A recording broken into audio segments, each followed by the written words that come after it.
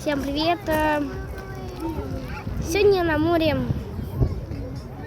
Блин, мне не нравится море, потому что, блин, такая жара. Море должно быть теплое, потому что, солнце печет. Само собой, жара такая попадает на море, оно прогревается и должно быть теплое.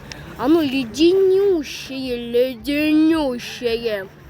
Просто лед растаявший положили и сказали: идите купайтесь. Вообще. А еще у нас в городе, в стране нашей.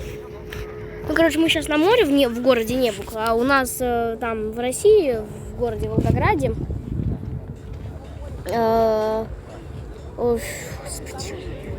холодно там.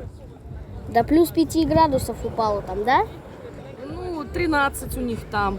Вчера Тицета говорит, у них 14-13 было. Да, и вот, если мы сейчас на юге, и здесь такое ледяное море от такой же жары, то я боюсь представить, что творится с температурой воды в Волгограде. Я просто в шоке. Если там льдом все покрылось, я не удивлюсь. Потому что, что это за говно, извиняюсь. Ой, жесть. Просто офигеть. Я в шоке. Не люблю это. Тебя отвлечь? Да, ща. Так что вот так вот. Блин, мне не нравится море. Почему, когда холодно, как будто зима, то море теплое.